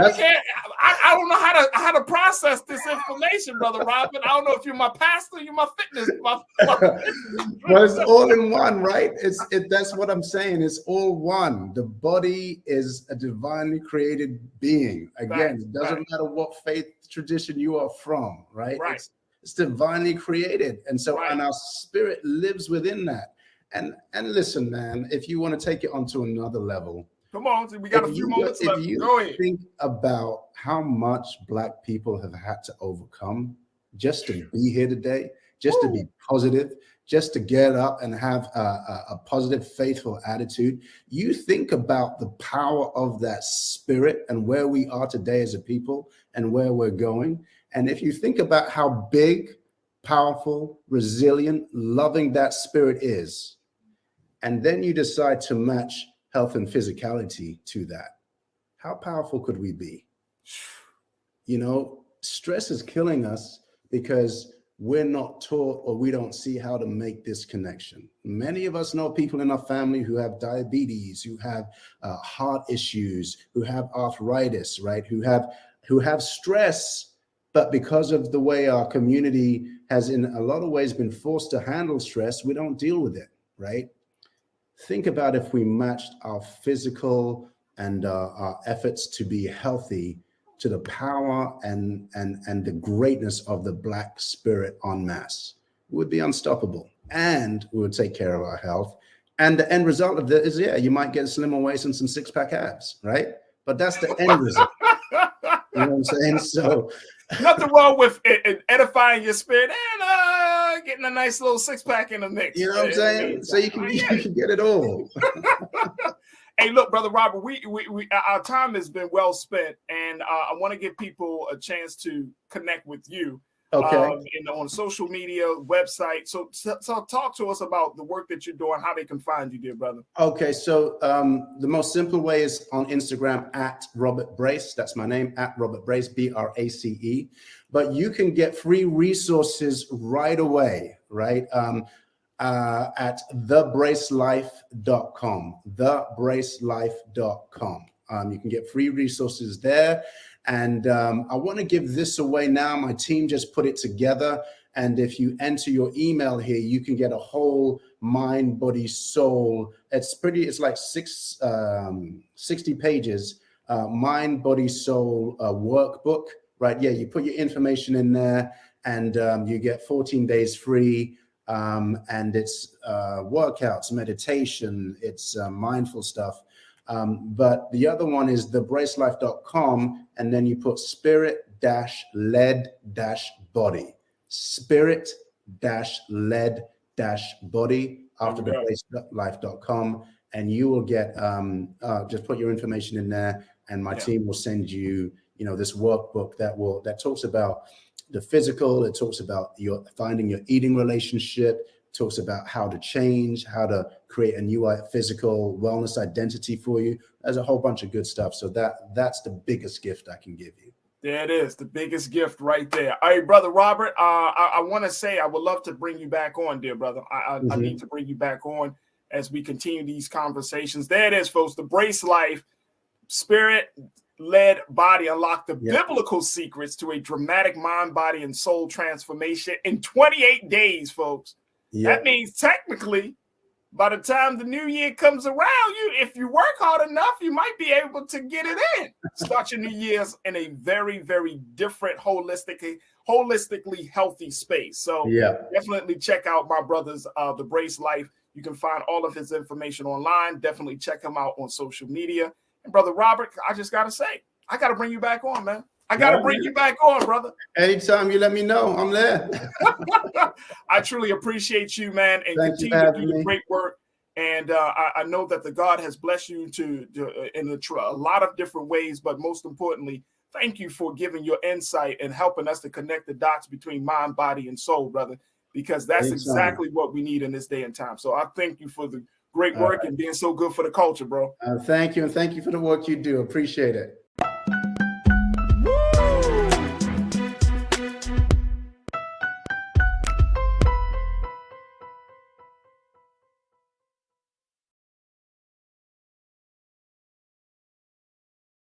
Black Star Network is here. Oh, no punches! I'm real revolutionary right now. Thank you for being the voice of Black America. All momentum we have now, we have to keep this going. The video looks phenomenal. See, there's a difference between Black Star Network and Black-owned media and something like CNN. You can't be Black-owned media and be scared. It's time to be smart. Bring your eyeballs home. You dig?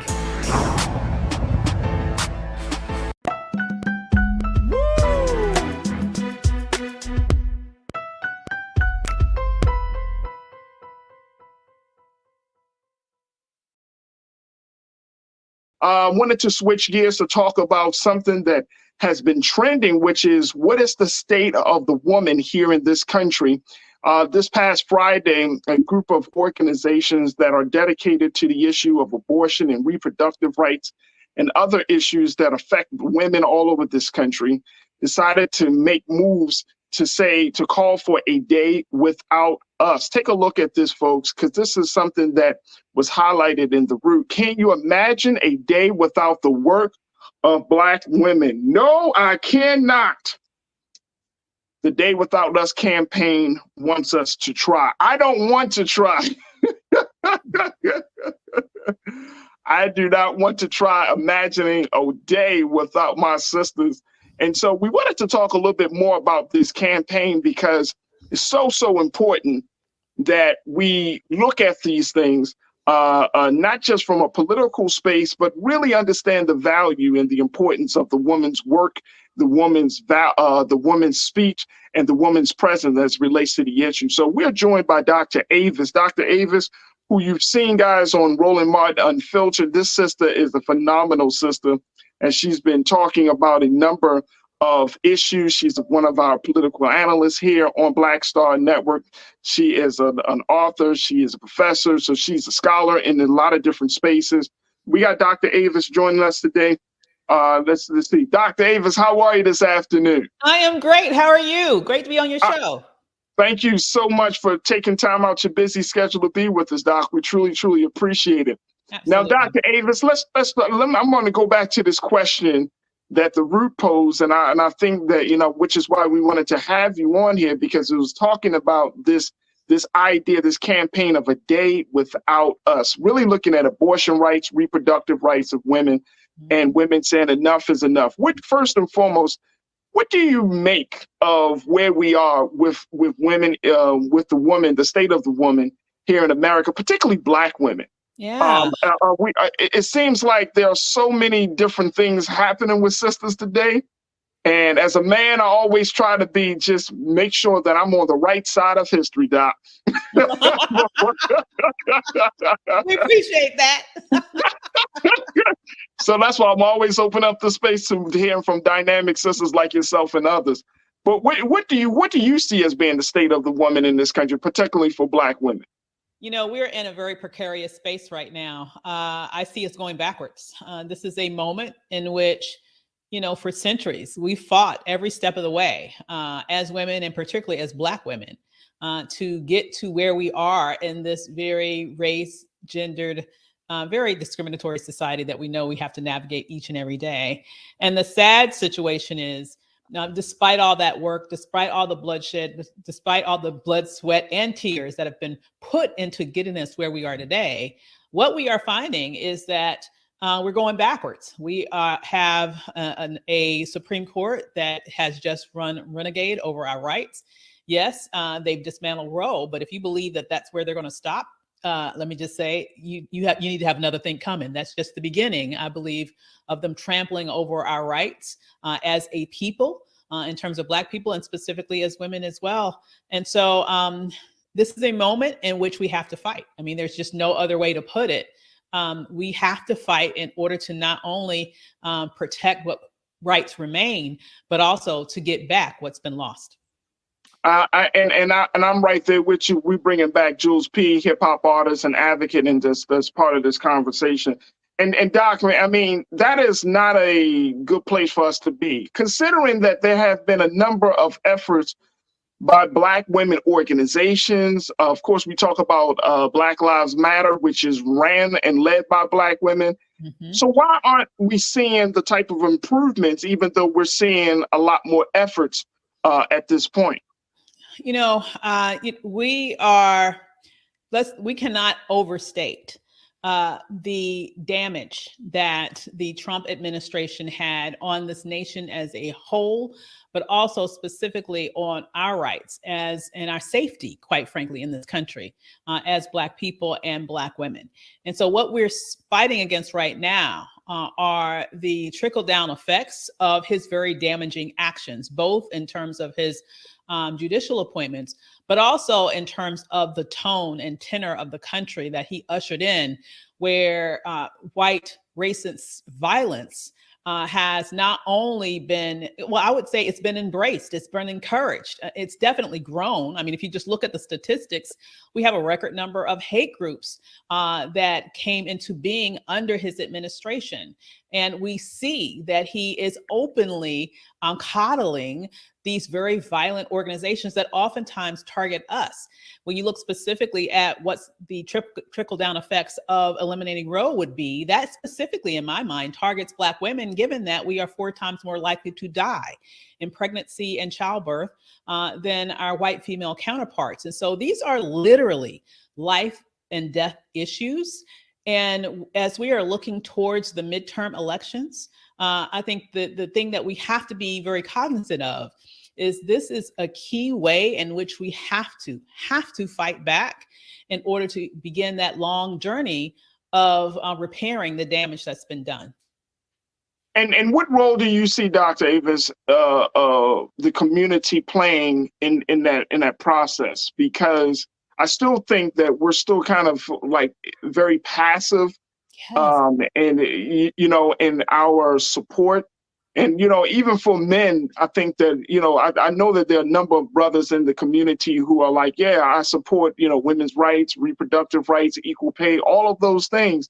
But I still feel like we're still the minority, right? You know what I mean? That there hasn't been a full blown out effort by the community. And I've even seen some women pushing back on certain things, and surprisingly. So I'm like, wait a minute, as a community, we need to have some real conversations before, we can talk about policy, before we can talk about, law. The fact is that in our culture, we haven't reconciled on where we stand to help other women get further ahead. Are you seeing that same dynamic? I definitely am. It's really, honestly, it's sad for me to see the amount of fracture between, in many instances, I would say just Black men and Black women in our community right now. It is disturbing, to say the least, to see a lot of hate-filled conversations that I am seeing openly on social media. It is tragic. It is sad. And I want people to really think about this. Who does it benefit to have us fight each other like this? Think about that for a minute. Who does it benefit to have us hating each other in the way that I am seeing it, with the language that we are throwing at each other, both men and women, specifically in the Black community. What is going on? Why do you think that has happened? I'm not, ancient, but I'm old enough to know, to remember a moment when there wasn't this vocal, this loud and overwhelming animosity between us in these public spaces like this.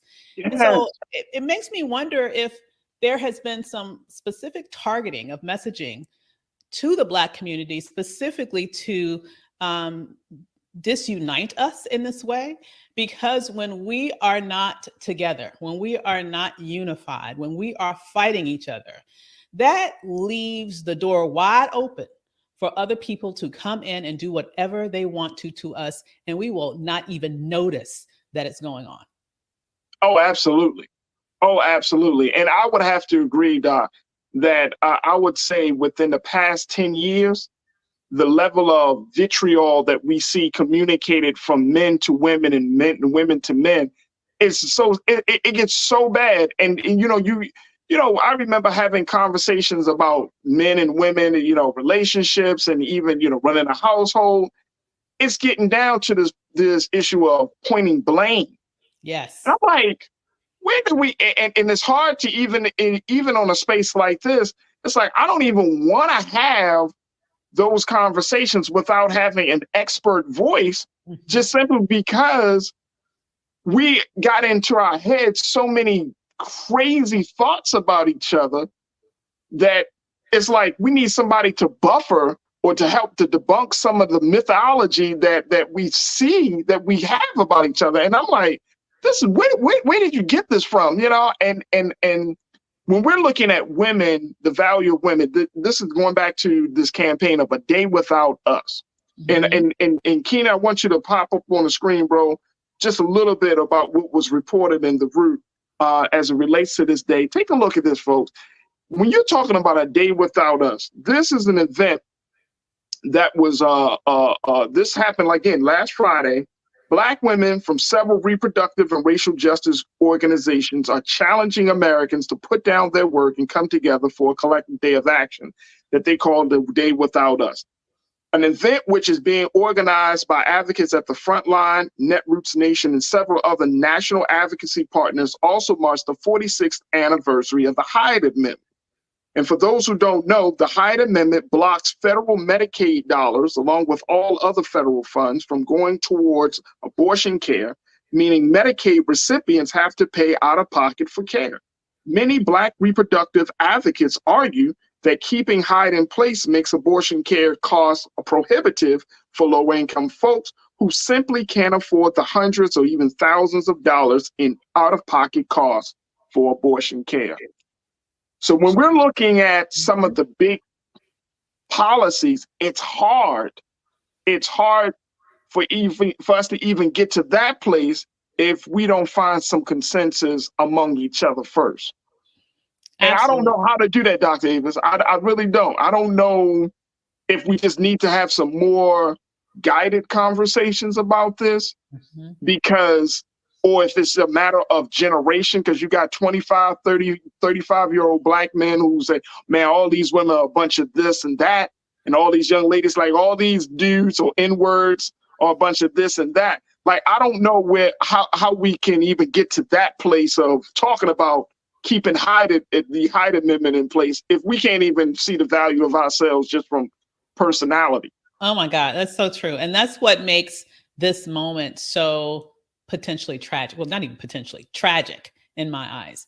Because you might recall, you remember the studies that showed, for example, in the election that actually resulted in Donald Trump sliding into the White House, there were some studies that was done after that talked about all the money that was injected in that campaign from right-wing entities here in the United States, as well as even from Russia, specifically targeting the Black community with messaging that was meant to make us think that the person online was actually a Black person, but it wasn't.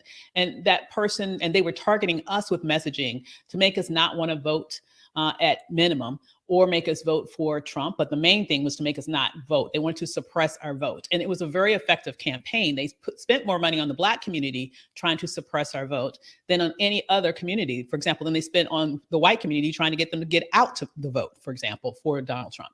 Now, here is why I'm bringing that up.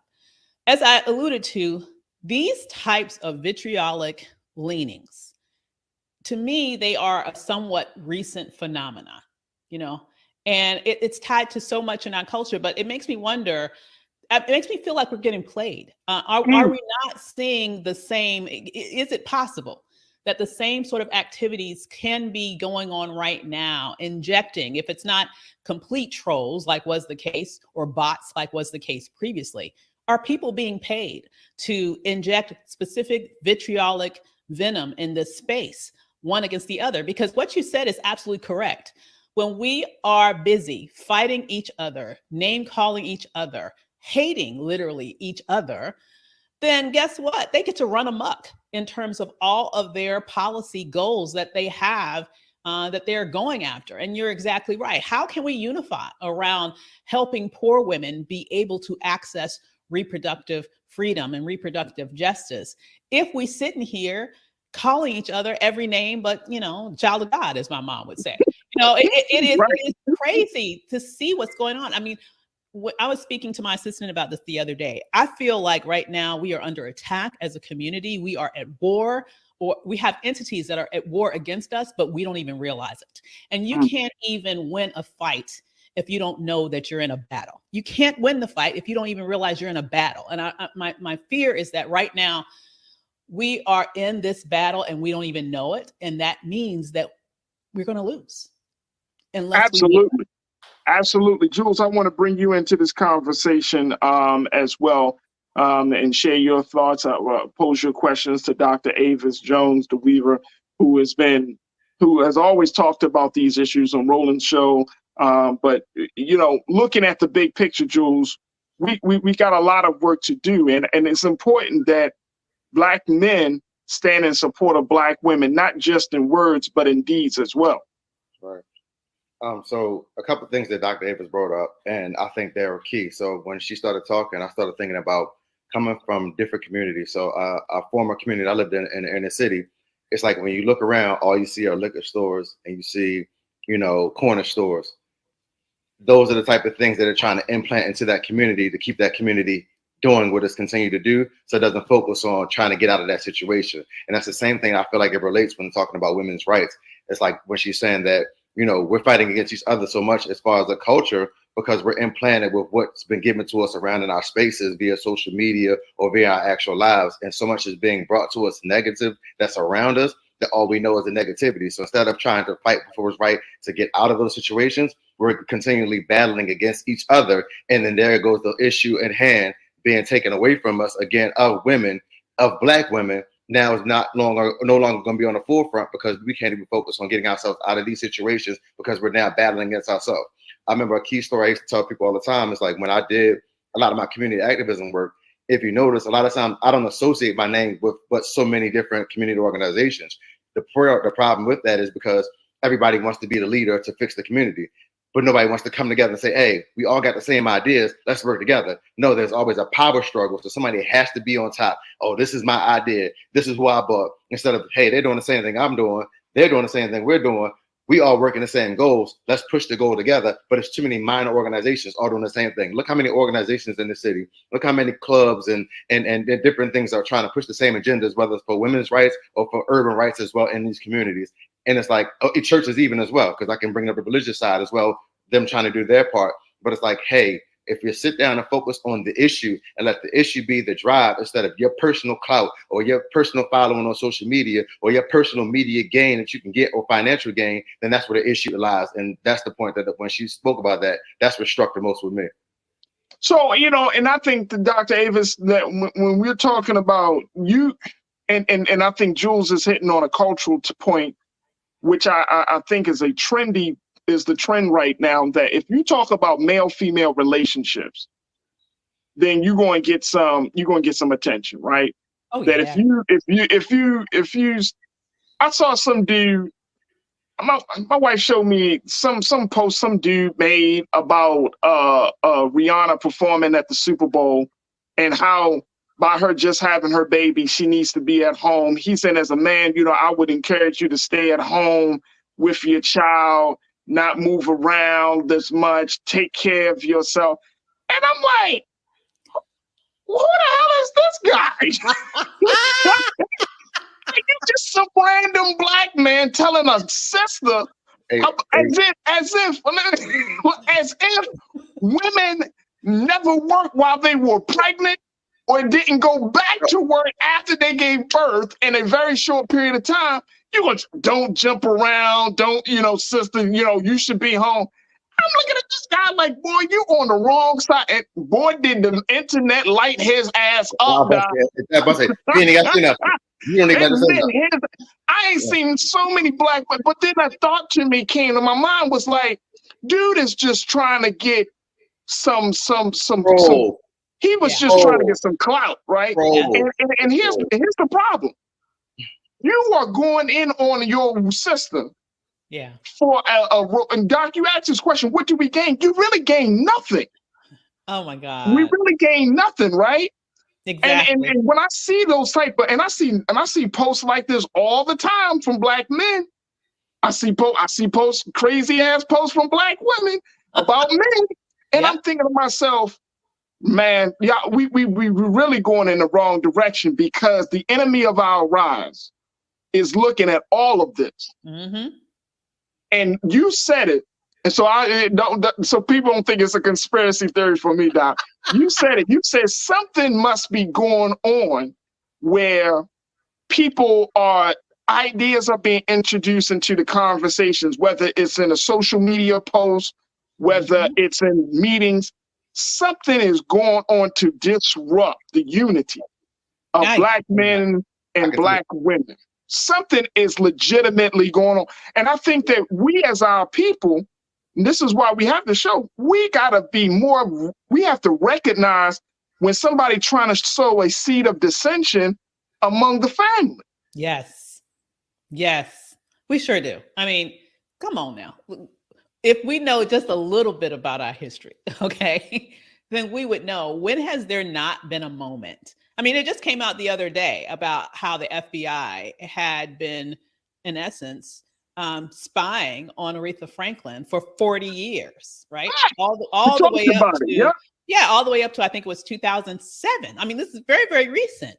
So what I'm suggesting here is, when have there not been outside forces attempting to redirect our narrative from within, from infiltrating us, right? And making us to think the way that they want us to think in order to cause internal dissension. The whole point of COINTELPRO was not only to murder people, but also to cause internal dissension, right? And I just want people to understand that hasn't gone away. And it's beyond even the old system, and it's beyond the FBI. I'm gonna be perfectly honest with you. That's why I'm suggesting that. I think about my parents. I think about that generation. I don't even have to think that long back. I mean, I'm just thinking about old school hip hop, like my era of hip hop in the 1980s, for example. That's how old school. That's a real old school hip hop. So, in that moment, even if you're just talking about hip hop and how what the focus was, what we talked about, the focus on history, on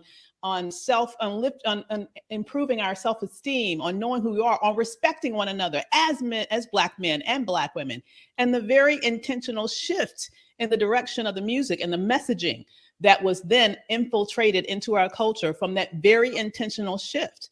And you think about so many things that have happened since then in terms of what's going on in social media.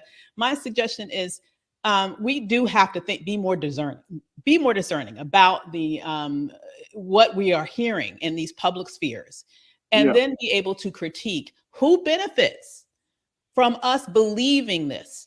And when you start to think in that way, then you can have a more critical eye at the information that you are being spoon-fed, and be more selective about what you value and what you don't pay 1 second's notice to, so that you won't get caught up in that system of hurting ourselves so that other people can win.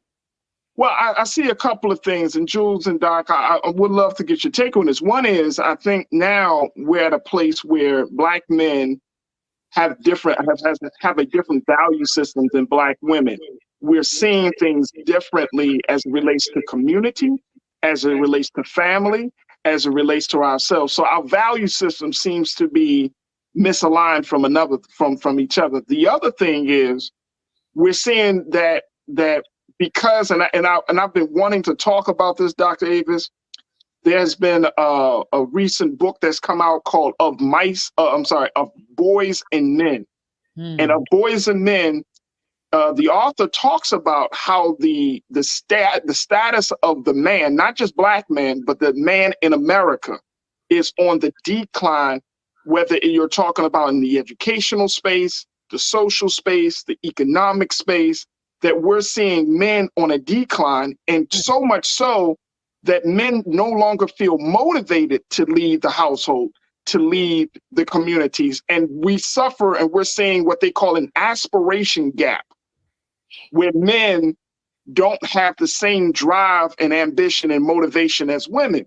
So I'm seeing all of these things in play, and I'm thinking to myself, Dr. Avis and Jules, like, that just goes to show us the misalignment. We got the values issue. Now you got men who the country is looking down upon, not just Black men, because white men are suffering too, right? Latino men. But we're seeing that men and manhood is under, for lack of a better word, is under attack, so much so that men just don't want to be men no more. Men don't want to be the support. Men don't want to be the backbone. Men don't want to be the foundation. And so women have to step up to lead. Women have to say, I want autonomy of my body.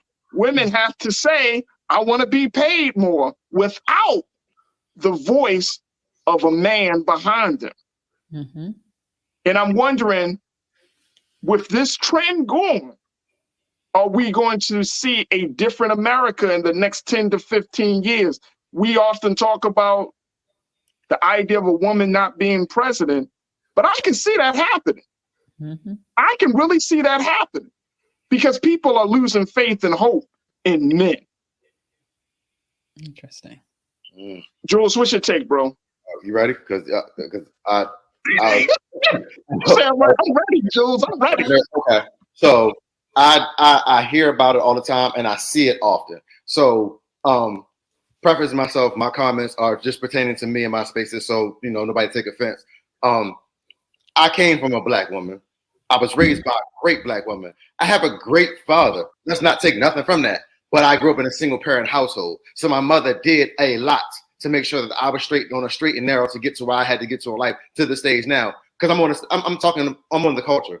So obviously I got some little intellect to be on the show to talk and discuss and a myriad of topics, whether it be politics, sports, women's rights, whatever. I can talk it because of what I was raised by, what I was seeing, and what I seen growing up. The conversations that I hear a lot of times in this day and age, and I'm sad to say, but I'm going to say it, is about the lack of the power of the respect of the man. The men now are soft. SAWFT, soft. Okay? And that's what Black women have to deal with on a consistent basis. They don't want to work. They don't have no ambitions. They don't want education. Some not even raising their children. And that's the problem that's keep on happening. And that what's happening is you're having more and more generations create more and more soft men. So there's no more masculinity in the man because it's being taken away from us on both sides of the argument, whether it's from the men being raised in their communities or from the argument of, from what we're looking at a political state or day and time and age now where, the masculine man is not the dominant now because you have so many different types of genders and things going on and agendas being preached in the forefront of social media and culture right now. So there's so many different ways that a man is being broken down, whether it's from the household, from his community, or from the actual state of the world. So now that they're trying to find an identity and they've been the problem finding the identity, a lot of them are so, men are short-minded when it comes to some issues like this that they're just going with what they see instead of trying to get the information and gain and research to be better, do better, and provide better, to be the providers that we're supposed supposed to be and take care of the responsibilities that we're supposed to take care of. Simple things like taking out trash or dumb things like that you won't even do, but you stand in a woman's house for 20, 30 days straight, not doing nothing but sitting on your behind. But, you know, I'm sorry. Jules, calm down, brother. I'm sorry, Culture. I've been on one today. I'm sorry. Hey, look. If you soft, SAWFT, if you soft, don't come over here in this space. No, but I hear you, Jules, and I feel like Dr. Avis, that because of this cultural space that we find ourselves in, it all leads us back, just going back to where women stand on these issues. Yeah. It's all opening the door for women to be under attack. Yeah, indeed. I mean, I think about, for example, oftentimes Black women are criticized for being, in essence, too strong, like the strong Black woman, and too independent, all those things. And therefore, we're not perceived as very feminine, for example. And I think the larger point that was made here is that, you know, we are who we are because this is who we have to be to survive, period. And it's you know, that comes from a history of, you know, being right beside you all, being right beside our men, you know, in the fields, in those spaces where we've been the brunt of the whip, just like you, right? And so we have built up this strength that, unfortunately, I believe sometimes we're attacked for being who we've had to be to survive. And not just for us to survive, but for us to be able to make sure that our children survive, for us to make sure that you survive. We couldn't be the dainty little feminine woman that maybe a white woman could be. If we were that, there would be no Black people in this country right now. I'll be perfectly honest with you, because we would have been killed off. Okay. We had to be who we had to be to survive. And all that I ask as a Black woman is that we are not castigated for being that. Is that we are recognized, and, you know, recognized for being that source of sort of strength that makes sure that our family is here, that our family lives, that our children are able to, you know, have their future, and be recognized for that and not be castigated for it. I think that, to me, is a minimal ask that I would like to see, a respect for who we are and who we have been and who we continue to be in order for us to live and thrive in this nation.